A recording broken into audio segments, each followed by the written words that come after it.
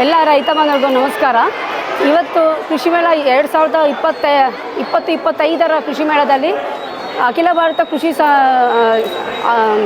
ಅಖಿಲ ಭಾರತ ಸುಸಂಘಟಿತ ಎಣ್ಣೆ ಕಾಳುಗಳ ಪ್ರಾಯೋಜನೆ ಅಡಿಯಲ್ಲಿ ಈ ಸ್ಟಾಲನ್ನು ನಾವು ಆಯೋಜಿಸಿದ್ದೇವೆ. ಇದರಲ್ಲಿ ಪ್ರಮುಖವಾಗಿ ಋತುಮಾನವರು ಅಂದರೆ ಯಾವ ಕಾಲಕ್ಕೆ ಯಾವ ಎಣ್ಣೆ ಬಳಕೆ ಮಾಡುವುದನ್ನು ನಾವು ಇಲ್ಲಿ ಡಿಪಿಕ್ಟ್ ಮಾಡಿದ್ದೇವೆ.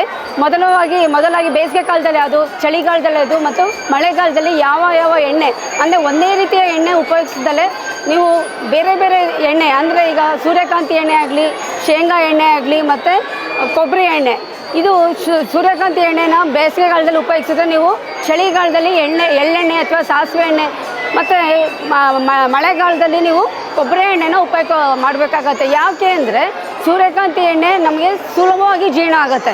ಆದರೆ ಶೇಂಗಾ ಎಣ್ಣೆಗೆ ನಮಗೆ ಶೇಂಗಾ ಎಣ್ಣೆ ಸ್ವಲ್ಪ ನಮಗೆ ದೇಹನ ಉಷ್ಣವನ್ನು ಕಾಪಾಡಿಕೊಳ್ಳುತ್ತೆ. ಅದಕ್ಕೋಸ್ಕರ ಚಳಿಗಾಲದಲ್ಲಿ ನಾವು ಶೇಂಗಾ ಎಣ್ಣೆ ಉಪಯೋಗಿಸ್ಬೇಕು ಅಂತ ಹೇಳ್ತೀವಿ. ಮತ್ತು ಮಳೆಗಾಲದಲ್ಲಿ ನಮಗೆ ಸೋಂಕು ಹೆಚ್ಚು ಆಗೋದ್ರಿಂದ ಸೋಂಕಿನ ನಿರೋಧಕತೆ ಹೆಚ್ಚಿಸುವ ಎಣ್ಣೆ ಆದರೆ ಕೊಬ್ಬರಿ ಎಣ್ಣೆನ ಉಪಯೋಗ ಮಾಡಬೇಕಾಗುತ್ತೆ. ಅದಕ್ಕೋಸ್ಕರ ಋತುಮಾನವಾರ ಎಣ್ಣೆಯನ್ನು ನಾವು ಈ ಸ್ಟಾಲ್ನಲ್ಲಿ ಡಿಪಿಕ್ಟ್ ಮಾಡಿದ್ದೇವೆ.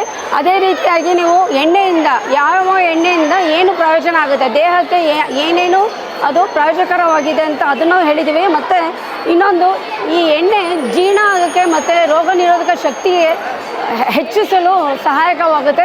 ಮತ್ತು ಹೃದಯ ಆರೋಗ್ಯ ಕಾಪಾಡಿಕೊಳ್ಳಲು ಇದು ಸಹಕಾರಿಯಾಗಿದೆ ಅಂತ ನಾವು ಈ ಸ್ಟಾಲ್ನಲ್ಲಿ ಎಣ್ಣೆಗಳ ಪ್ರಯೋಜನ ಬಗ್ಗೆ ಮತ್ತು ಅಂದರೆ ಉಪಯೋಗಗಳ ಬಗ್ಗೆ ಈ ಮಾಹಿತಿ ನೀಡಿದ್ದೇವೆ.